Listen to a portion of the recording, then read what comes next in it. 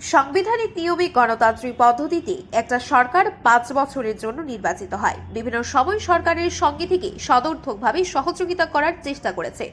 57 মাস গত হওয়ার পর এখনো কোনো পদক্ষেপ নেওয়া হয়নি। সামনেই বিধানসভা নির্বাচন, এই সময়ে সরকার আর কিছুই করতে পারবে না।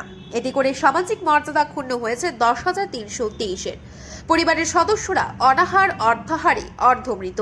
যারা শাসকের ভূমিকায় দায়িত্বে আছেন তারাই পারেন সমস্যার সমাধান করতে।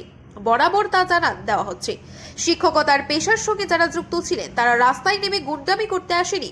তাই ফের অনশন মঞ্চ থেকে গৃহীত কর্মসূচির মাধ্যমে রাস্তায় নেমে সরকারকে বার্তা দেওয়া হচ্ছে, 24 ঘন্টার মধ্যে সমস্যার সমাধানের ক্ষেত্রে পদক্ষেপ না নিলে সারা রাজ্যব্যাপী আন্দোলনে নামার ঘোষণা দেন ক্ষতিগ্রস্ত 10,323 শিক্ষক সমাজের পক্ষে প্রদীপ বণিক।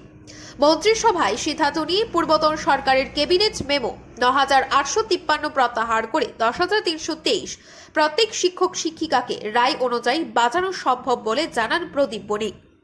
গত 1 ডিসেম্বর প্রথম দফায় সরকারকে তাদের অবস্থান স্পষ্ট করার জন্য বলা হয়েছিল।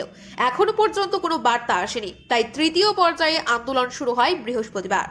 আপনারা খুব ভালো করে জানেন, আমরা রাজ্যের মাননীয় সরকার প্রধান তথা যারা আজকে সরকারে আছেন ওনাদেরকে সেকেন্ড পেজে গত 1 ডিসেম্বর আমরা জানান দিয়েছিলাম 7 দিনের জন্য যে সরকার তুমি তোমার স্ট্যান্ড পজিশন ক্লিয়ার করো।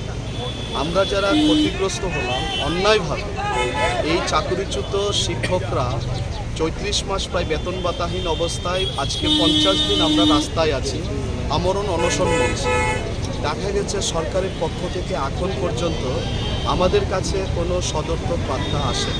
তো স্বাভাবিকভাবে আমরা 3rd পেজে আজকে থেকে আমাদের শুরু হলো।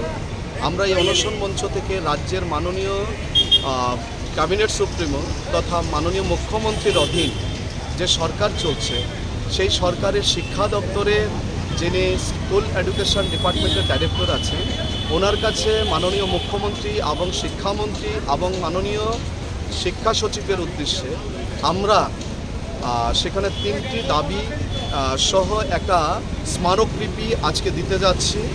আমরা দাবি জানাবো সরকারকে উইদিন 24 আওয়ার্স সরকার প্রধান যেন আমাদের এই 10,300-তে জ্বলন্ত ইস্যুটাকে নিরসনের জন্য সদর্থক ভূমিকা হাতে নেন।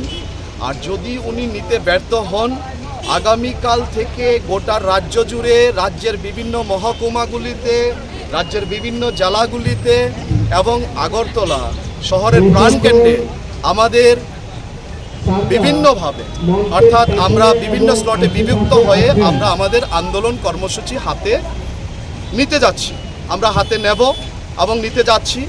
এর ফলে যদি সরকার বা রাজ্যের প্রশাসনের কোথাও ডিস্টার্ব হয়, কোথাও ব্যাঘাত ঘটে, জনগণের স্বাভাবিক জীবনযাপন যদি ব্যাহত হয় তার জন্য আমরা দায়ী থাকব না। এই জানানটুকু দেওয়ার জন্যই আপনাদেরকে আমরা আজকে এই আমাদের যে প্রসেশনটা, আমাদের যে র্যালিটা শিক্ষা অধিকর্তার অফিসের উদ্দেশ্যে আমরা রওনা দিতে যাচ্ছি। আপনারা যারা আমাদেরকে সহযোগিতা করছেন, আপনারা যারা এখানে এসেছেন, অনুরোধ থাকবে ডাইরেক্টর অফিস পর্যন্ত আমাদের এই প্রসেশনটাকে আপনারা ক্যাপচার করে গোটা রাজ্যের শুধু নাগরিক সমাজ তথা 10,300-তে ক্ষতিগ্রস্ত শিক্ষক পরিবারগুলোর উদ্দেশ্যে আপনারা সেটাকে জারি রাখবেন বলে আমরা প্রত্যাশা।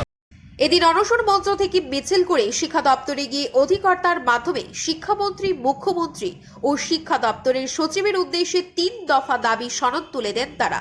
দাবি পূরণ না হলে জনজীবন ত্স্তব্ধ করে দেওয়ার হুমকি দেন তারা। জনগণের স্বাভাবিক জীবন ব্যাহত হলে তার জন্য দায়ী থাকবে সরকার বলে হুঁশিয়ারি দেন Pradip Banik. Bureau report, Tripura news 8।